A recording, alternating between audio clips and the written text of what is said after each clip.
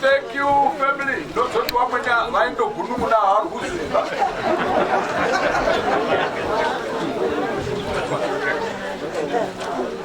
I'm sorry, yes. Reverend Kampira, Arikuti Tungamira, Reverend Mkwena, Reverend Mashoza, Bishop Chikuse. Ndinoramba richirikangano asi tasangana mwakawanda. Ndoda kutenda Mwari munguva inei. Tawana nguva yeumbowo. Asi regai ndikwazisewo mufundisi Mashoza wasvika tatanga. Mufundisi Mashoza wari paMutasa Central. Ndiwo atinodyidzana nawo.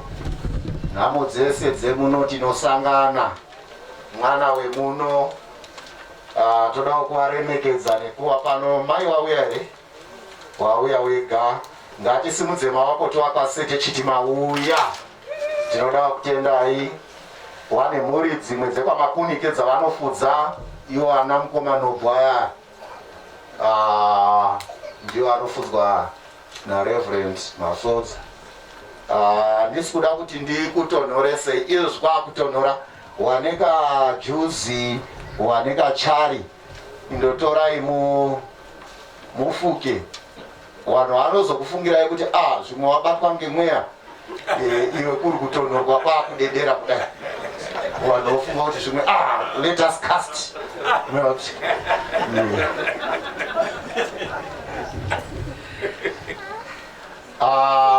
Regedzai ndikumbire muerengi wevhangeri atierengere mazwi mashoma tikuda kungo zvizhinji zvaitwa. Ndoda kutenda mukana uno watapiwa kuti tishumayirewo zvataurwa hadzi mangwana kwete mazeremende.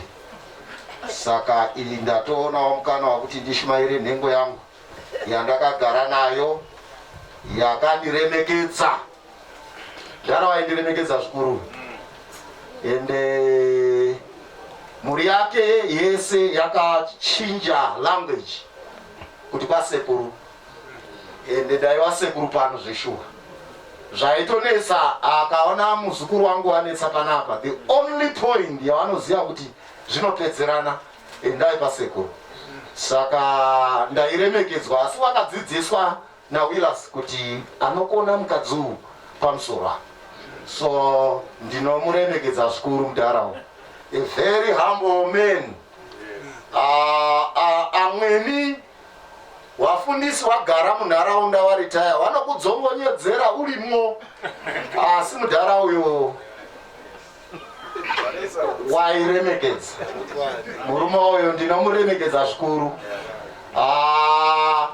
Taiti kana tikagara mukanzo yenharaunda yatiri kutaura kuti wanga warimo nemamwe masabhuku nevamwe vatungamiri, ndiri cheya, you respect kuti zvataurwa zvatotaura mufundisi ndizvozvo. Nhingi uri kushaisha paoni napo. Ndechivatuma kuti ndoda kuti muende muona nhingi uri kushaisha. Kwaari kurima hakurimwi. Aiti tinoenda. Ende waiti delegation yacho yasvika iyoyo. Iwo wega unozwe kuremerwa. Ini ndakasara hangu masho.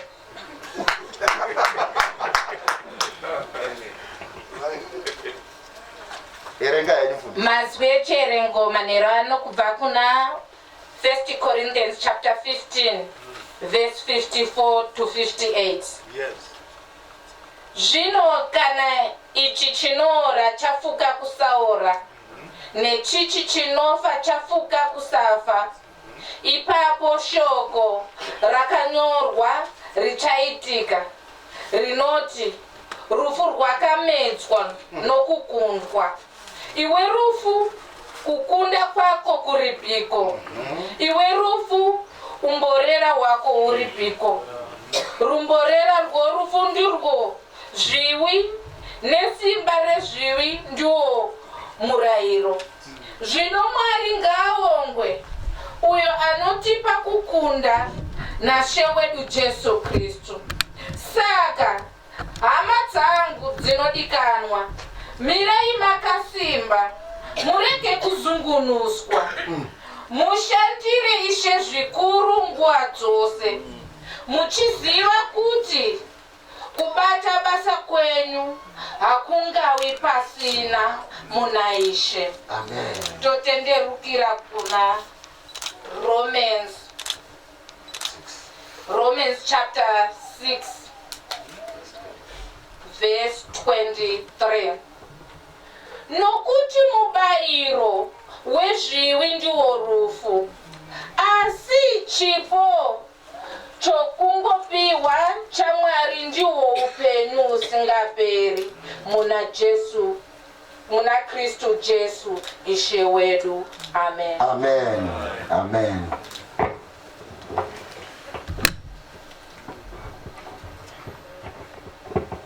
Rakumboemba ruyo rwatinaro panapa.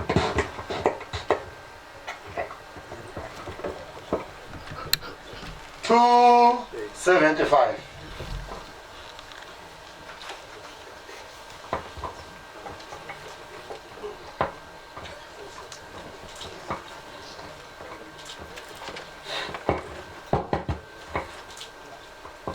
Kune nyika kudenga ratenzi, erutendo tichazoiona. Kune musha kudenga ramani, erutendo tichazogara. Kwakanaka ikoyo, kune musha wababa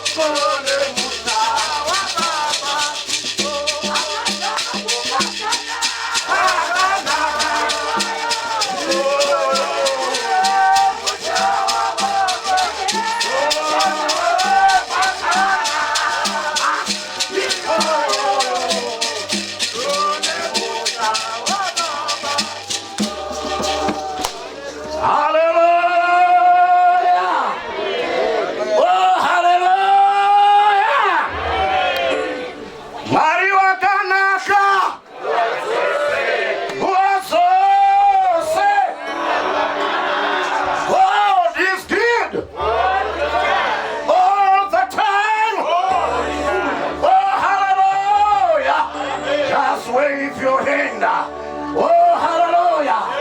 Oh, hallelujah. Oh, hallelujah. Oh, hallelujah. Oh, hallelujah. Oh, hallelujah. Oh, hallelujah. Glory. Amen. Humborera. Humborera.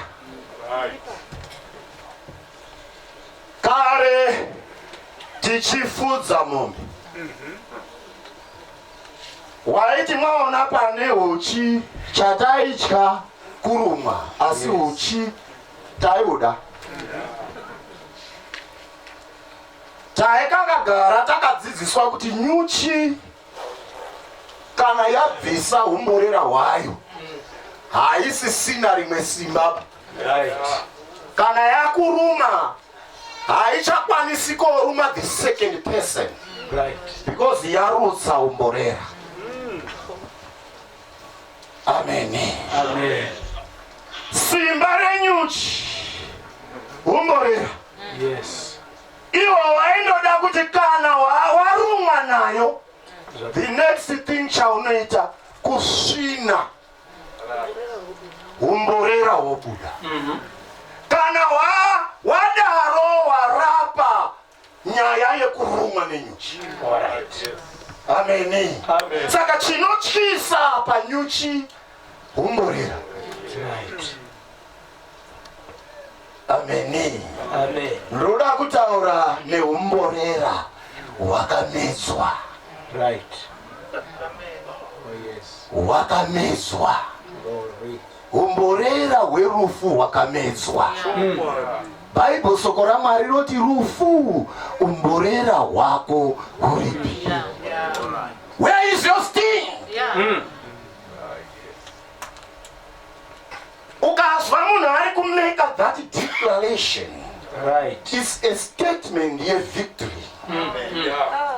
Yekutarisa oti yes ndazviona kuti wambondivhundutsa, but iye ona kuti tahwina tapedza oita question kuti death, where is your sting? Death, where is your sting? Vanhu vanotya chinotyisa vanhu rufu. Mukaona ma-organizations ese, ma-sectors ese muupenyu vese vakananga kuita preserve life. Kutaura kuti tinotya rufu.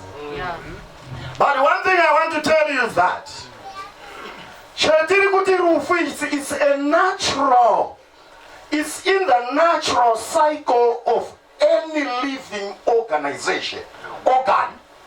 Any living organ, mucycle yacho munozoguma nerufu. Mucycle yemunhu, yes, mune ma-stages anopembererwa anoitwa celebrate. But vano ilanguage yanhasi yekuti tiri kucelebrate. In the ancient time, nyaya yedeath yaichisa. And it's like a case, because tikaibata from Genesis chapter 1 verse 27 inotaura ichizi munhu akagadzirwa mumufananidzo waMwari, but mufananidzo wakadistotwa after mukutadza kwaAdamu. Chakadistotwa is the likeness. And munhu ndokubva azi atadza Adamu kwakapuwa a judgment, kwakapuwa mutongo. Saka tati the wages of sin is death. Amen. That was the understanding of the ancient time. Yekuti mubairo kana kuti pay mubhadharo werufu wechitadzo rufu. Now,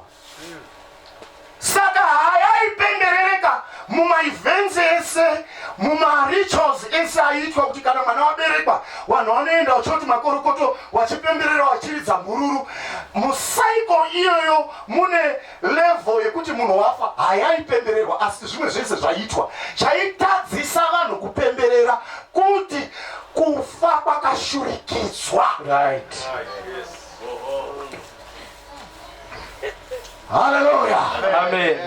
Hakuna anopemberere kushurikidzwa da. It was a case. Saka kesi iyoyo vanhu vaiti kana munhu atofa vanhu vanochema vanorwadziwa sekunga kuti vari kudzoka kwetataura kuna Romans chapter 6 verse 23 kuti mubayiro wechivi rufu, nekuti vari kuti wakapuwa mutongo werufu mukushure mekutadza kwaAdamu. All right. All right. But today I have good news. Humborera Hwakabviswa.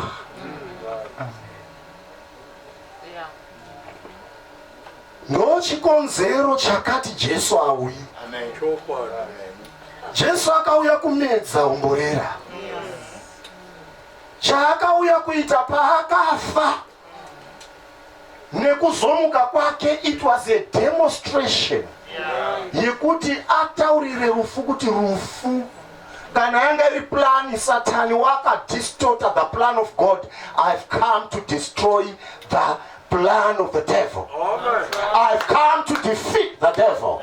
Kuti vanhu varege kuzochema futi nekucha futi chiro chinozi rufu.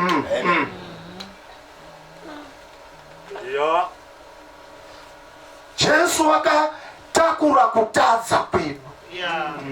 Because that is the wages of sin is death. Saka akati ndatora nhamo nema kutukwa kwese nekutadza kwemunhu kwese kwaakaita ndikuise pandiri kuitira kuti ndikukunde ndega mbune. Right. Right. Amen. Jesu afa aikwa chaakaita pakumuka, it was a demonstration yekuti I have defeated you. Death, death, I have defeated you. Ndopa akutaura po kuti iwe rufumborera rwako ruri. Kuti waifunga kuti waomesera vanhu, wakakisa vanhu, but ndauya kuita delete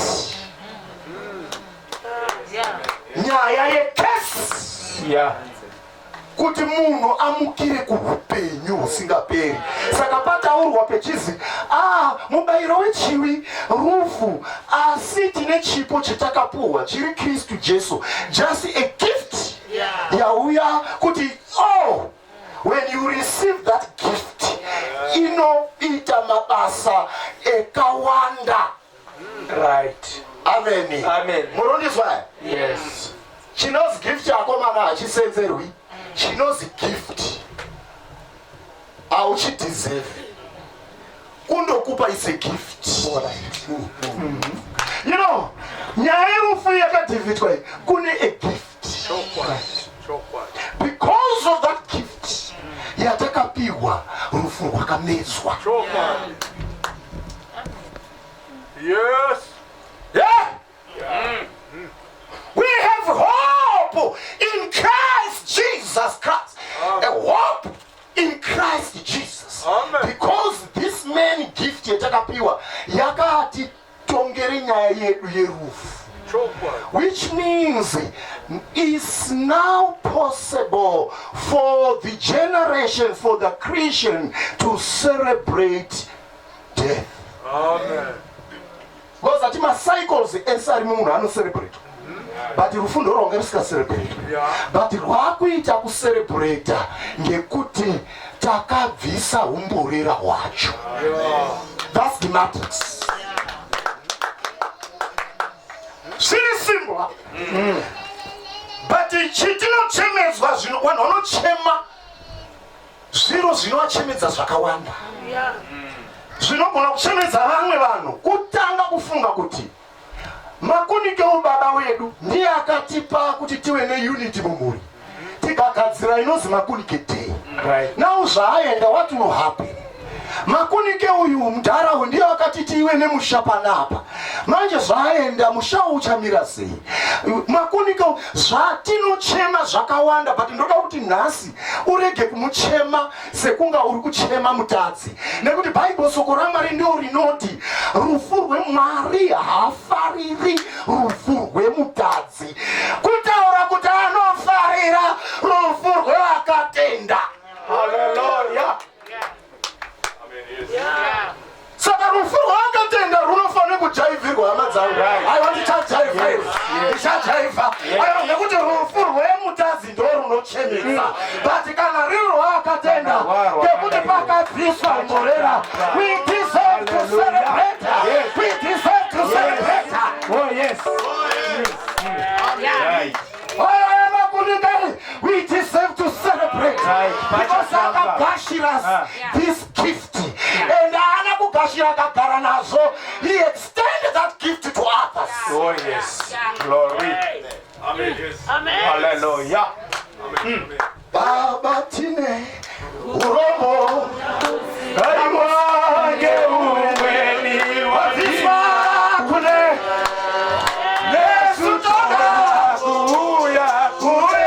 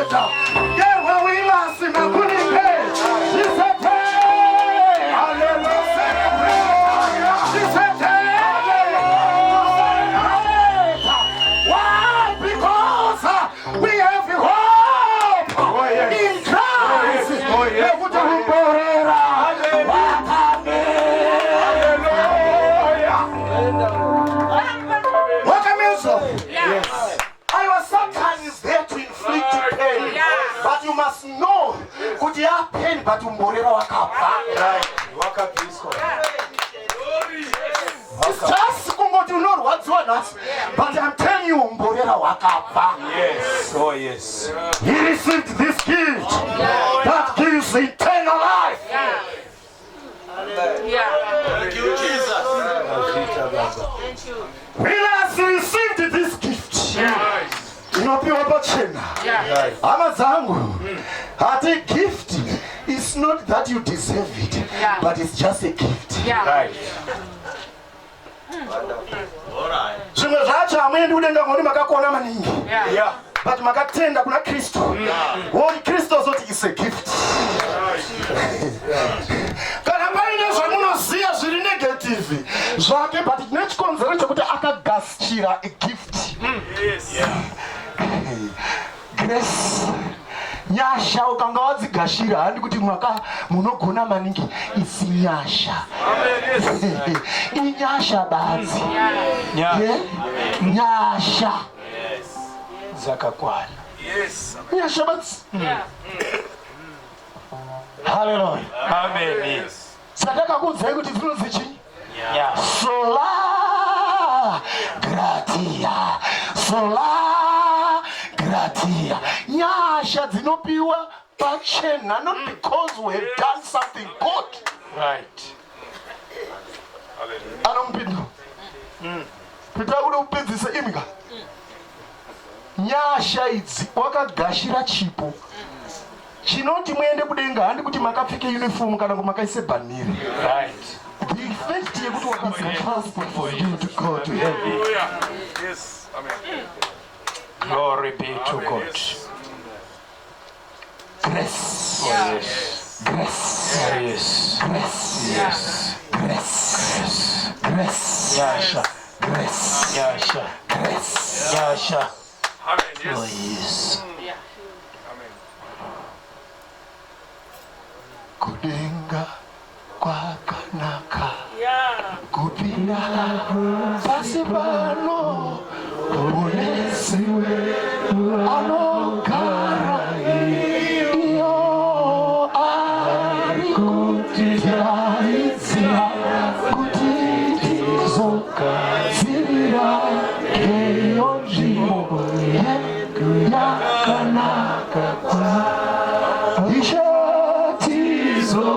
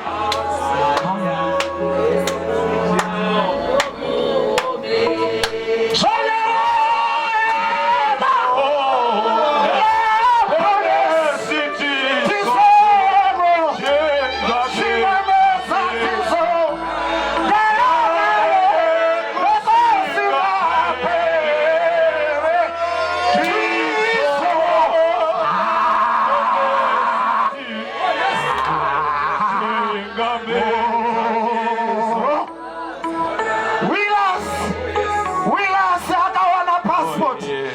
Akaziva kuti rufu runomezwa. Rufu rwakamezwa. Kana dai paine varoi vari pano manheru ano anoti ndinoroya zvemandiriri. Rega ndikuuze handiwe unouraya munhu nekuti rufu haruna kunzwa ndiwe nekuti rwakamezwa.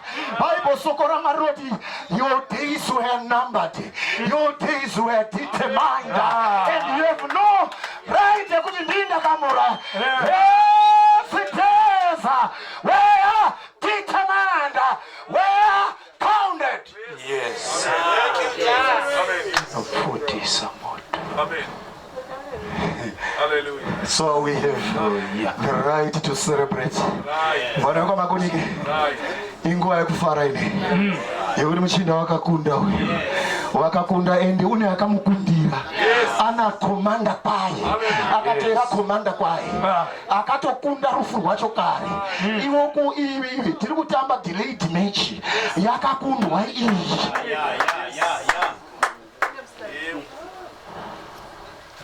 Amen. Yakakundwa. Kana uchiti nini ndinoruya. I want to tell you the truth. Kupedze nguwa.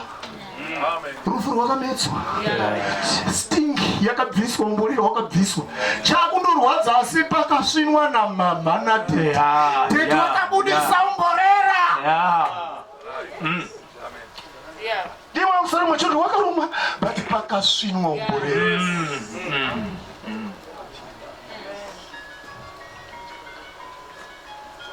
Loti namati tizo aya chikamiza tizo gara aya kusinga pe hallelujah tizo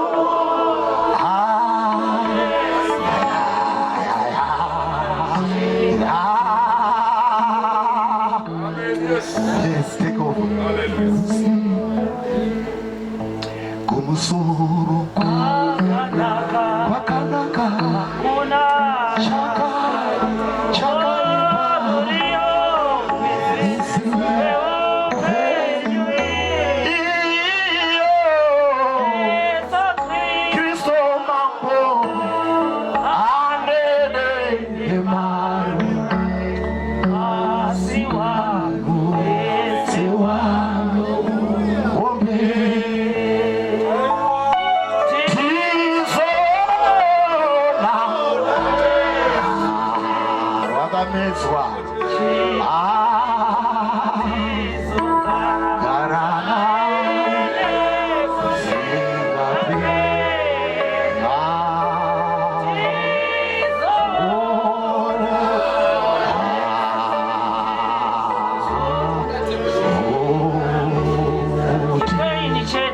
That's true.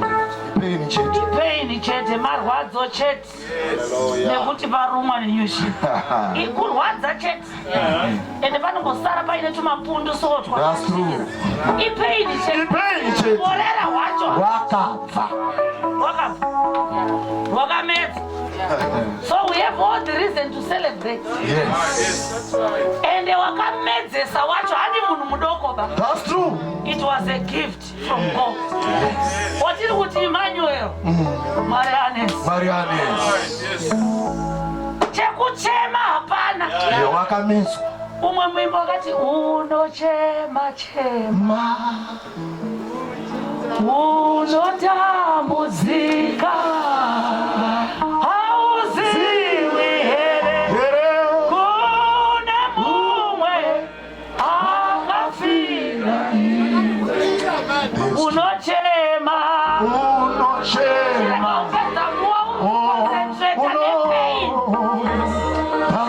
Usaconcentrate nepain.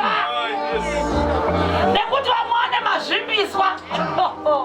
Yuchi yaruma vamwe vane mazvimbiswa. Vanombotora nguva pakati dhindizhiriso. Don't concentrate on that. Humborera wakabva. Humborera wacho wakabviswa. Nyuchi yacho powerless. That's true. Ikauya pakati ngenge haichina zvichaitaba. So we have all the reasons to celebrate. Hallelujah. Tenda zvedu kuti Mwari makazvita. Neupenyu hwaSekuru Willas. Passport wanayo. Unotopinda hake. Apo wachena wopinda mule. Hallelujah. Kirosi dzichipembera. Dzichimuimbira, dzichimugashira. Hallelujah. Hey. Amen. Achifamba zvake so. Ndinokudza Kristu.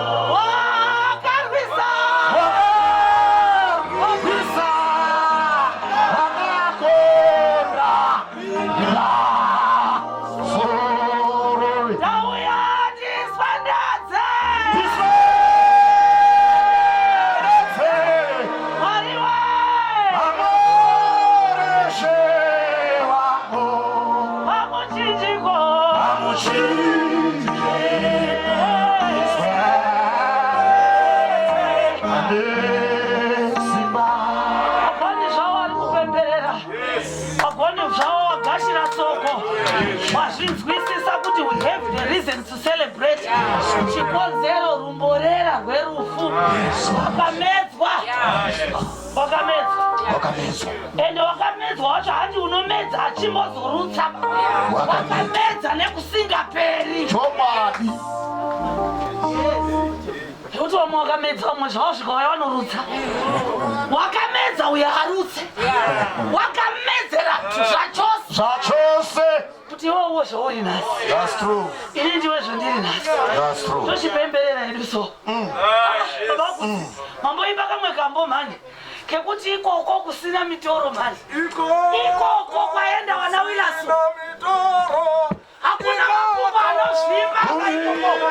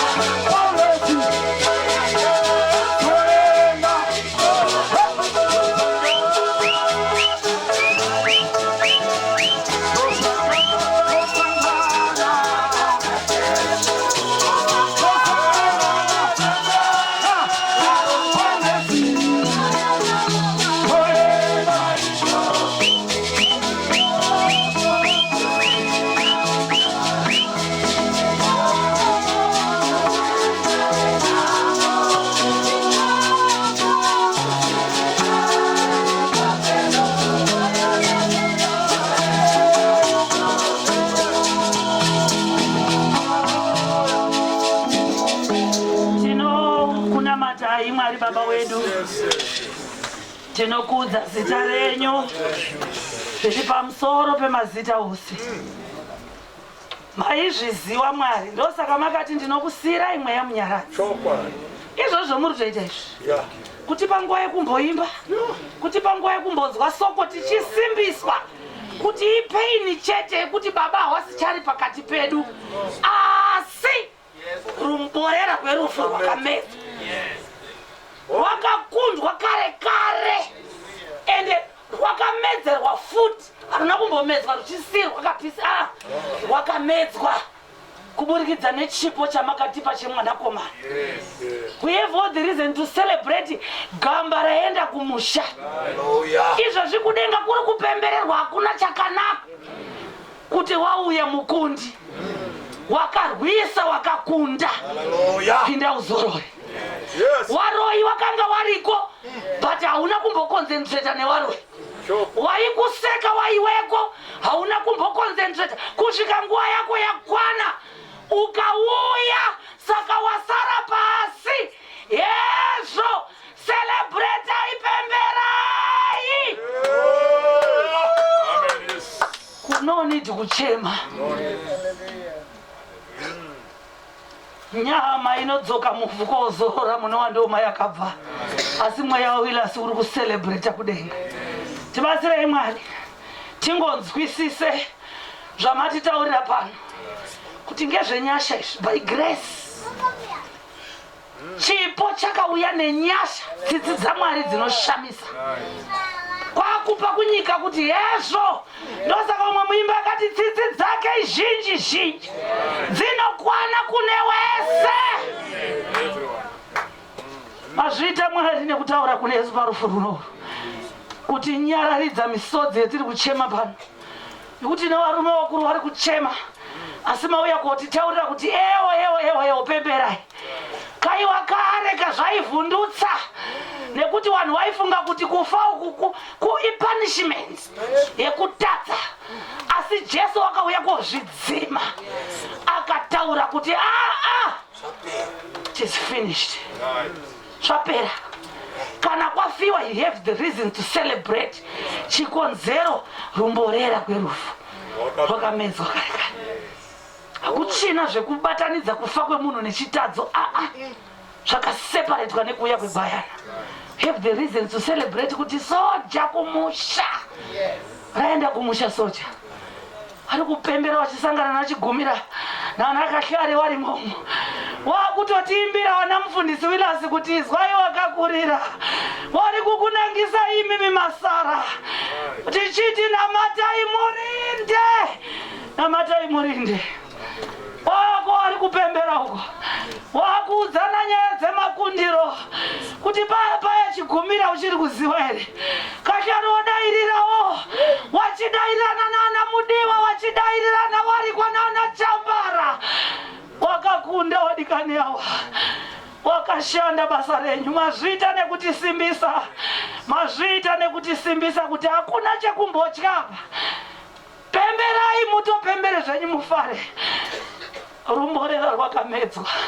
Ipaini chete marwadzo chete sepanhuwo pakanga paruma padzvanywa. Hapatadziwo kumbodairira kakurwadza, asi don't concentrate on that pain but rather celebrate the victory. Yes. Mazviita Mwari. Munazokombora Reverend Mutsonhi. Munavakotsa pasi pechigaro. Waita kuti nemisodzi yedu ipukutwe pamatama nemumwoyo medu mauya kuti saka toda kutoti tipembere. Ndosaka Paul wacho achizopfuurira mberi kuti kufa kupfuma. Kutapfuma kugena. Kune vasingazivi Mwari vanoti zvaparara, asi kune unotenda kugena kupfuma. Wagena mudharo. Amen. Makorokoto. Hallelujah. Kutopembera zvake. Todikanimi. Nenziyo dzese dzaimba dziya idzi. Achiti wadikanimi, rambai muchikondinya muchimbona Mwari mubatsiri. Rambai muchikondinya muchimbona Jehovha mufudzi wangu. Susu taakuno kumusha kuimba nengirosi. Azvita kotsai mufundisi pasi pechigaro. Munazoramba muchivarongedzera masoko ekuti simbisa. Zvikuru saipo tiri murufo runo tiri kunyaradzana nemhuri yekwamakunike, mhuri yekwamanzini nechechi yese. Tisimbise matitaurira kuti nothing to fear. Humborera, this thing was swallowed. Rwakamedzwa. Enda haruna kumedzwa nemunhu nhando. Rwakamedzwa nechipo chakatoburuka kubva kudenga chiri Jesu Kristu. Akakunda rufu by his resurrection. Saka simba ratinaro ndere rumoko rwake. Azvita Mwari. Tinokutenda, tinokukudzai pamusana pa Jesu Kristu muponesi wedu. Hallelujah. Oh yes. Zita ra Jesu. Yes. Uya titende mfundisi Mutsonhi. Tiombere maoko nesoko rakapfuma ratapuwa pano. Azvita mudzodzwa. Yes, thank you. The powerful prayer. Everyone around here. Batai mapfudzi enyu kudai. Batai mapfudzi toni. Zvipipitsirei kudai. Munokosha. Kana aripo pakati pedu pana aripo ukama wemunharaunda wauyawo ari kudawo nyasha idzi. Chipo ichi changoiswa pachena uti Jesu uyu iwo bvata neparufu here. Ehe, zvakaitika gore rakafamba mbouziya umwe murume wakaona Mwari. Parufu rwasekuru Willas ungaonawo Mwari, ikawa turning point yako yekuti utange upenyu utsva. Watambura kutsvaka solution, ndoita sei neupenyu? Waedza madyambi ese asisi kuendeka ba. Ndiri kukudaidzai panguva ineyi, kana kusimudza ruoko rwako uri pauri ipapo, wongodai ruoko rwako kudai izvo. Ndiani ari kuti ndodawo kugashira Jesu wasekuru Makunike usimudze. Handisi kutaura zvechechi, ndiri kutaura zvaJesu. Chipo changopiwa pachena. Ungada here kupuwa chipo ichi? Simudza maoko ako toni. Muone malaitsi kunze kwakuda kudoka muone dha.